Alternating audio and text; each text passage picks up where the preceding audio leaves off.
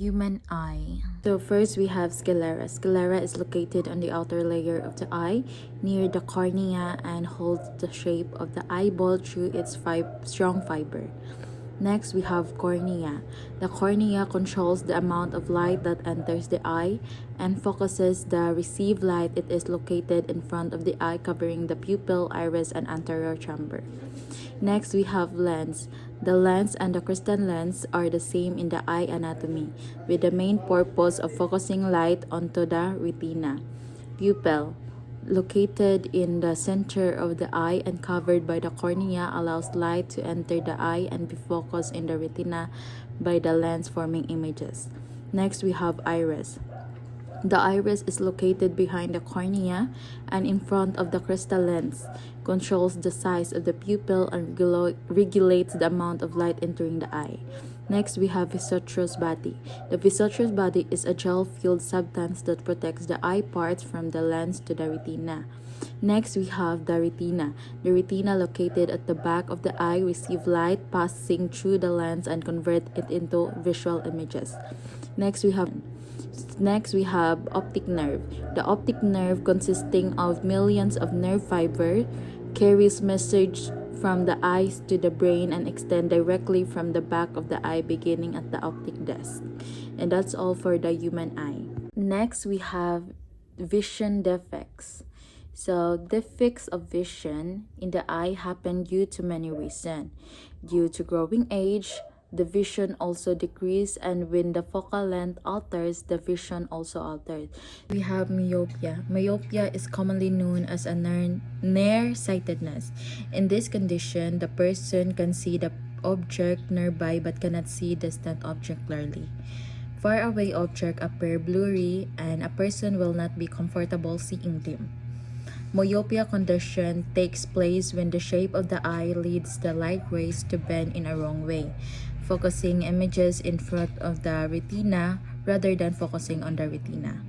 So symptoms of this is blurry vision, difficulty in seeing while driving, particularly during night times, or having a headache due to eye strain. So how to correct this myopia? To correct this, when a concave lens of suitable power is used, it assists in focusing the image onto the retina. So therefore, we use concave lens para makorek ang ato ang myopia. So next, we have hypermetropia. Hypermetropia is commonly known as farsightedness. In this condition, the person can see object at a distance but cannot see nearby object clearly. Usually, the person with disorder squints to see nearby object. Hypermetropia is caused when the light rays from a close-by object are focused at a point behind the retina. Symptoms of this is blurry vision, squinting the eyes, and headaches due to eye strain. How to correct hypermetropia? So we're gonna use spectacles with a converging lens, imparts additional focusing power and thus help from the image on the retina. So para makorek ang atong hypermetropia is that we use converging lens. So next topic, we have polarization. Polarization is a vibration are limited to just one direction in a plane perpendicular to the direction of propagation. The wave is said to be plane polarized. Thus, the phenomenon of the restriction of the vibration to a particular direction is called polarization. Unpolarized natural wave vibrating in all directions, mixture of various plane polarized beam. Polarized beam contain vibration in only one plane.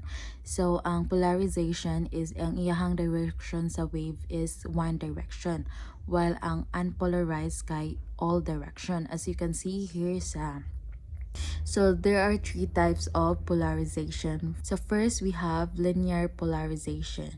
The vibration restricted to only one direction in single meridian. Linearly polarized light can be obtained from the polarizer such as diachronic polarizer. So next, we have elliptical polarized. Tip of the electric vector describe an ellipse about direction of propagation, equivalent to two plane polarized of unequal magnitude, phase difference 90 degree, vibration in elliptical orbit. So next we have circular polarized. Wave in which the tip of the electric vector describe a circle around the direction of propagation, equivalent to two plane polarized waves an equal magnitude moving together out of phase by 90%. Vibration is circular or breadth. So what is thin film interference? It is a substance that is normally clear and colorless, can appear to give off an array of color when it found in a very thin layer. Why does it happen? When light hits the surface, some is reflected and some is transmitted through the new medium. At the next barrier, some light is reflected and then refracted through the first layer and some is transmitted. And as you can see sa picture nato, there is a kilid na di ba gipakita jud nila ang kanang ang reflected incidence ray and reflected ray. Next, we have wavelength and medium. Since the speed of light decrease any medium other than a vacuum, the wavelength also decrease. Wavelength in a medium is equal to the original wavelength divided by the index of refraction of the medium. So we have here the formula of kanang wavelength new medium equals to wavelength original over index of reflection. Constructive interference. If both waves undergo the same type of reflection, either both hard or both soft. So we're gonna use the formula of 2T. T is stand for thickness of the thin film, equals m whole number wavelength in the medium. So mo na tong i-use nga formula if we undergo the same type of reflection because there is no phase shift between waves. If one wave undergoes a hard reflection and the other a soft reflection, we're gonna use the formula of 2 thickness equals close parenthesis whole number plus 1/2 close parenthesis wavelength in medium because there is a phase shift of wavelength over 2 for the wave that undergoes the hard reflection. Next, we have destructive interference. Again, there are two cases. And kato kung gisulti ganina sa constructive interference is that we still gonna use this formula, same formula. So, katong 2 thickness equals close parenthesis whole number plus 1/2 close parenthesis wavelength in medium. We're gonna use this formula if there are an even number of hard reflections so that the end result is wavelength over 2 phase shift. If mo use sa daaning 2 thickness equals whole number wavelength in medium, we're gonna use this formula if there an odd number of hard reflection to keep the waves of their wavelength over 2 phase shift. Gets ya? Young double slit experiment. The experiment is named for its inventor, Thomas Young. This experiment strongly demonstrates the wave nature of light. Next, we have light, a particle or wave. If ang light acts as a particle, duha ra ka slit ang mo-appear sa screen. Ang wave, the light will diffract and interfere making many fringes. So, ang particle kay duha ra ka slits ang mo-appear pag ang light kay mo act as a particle.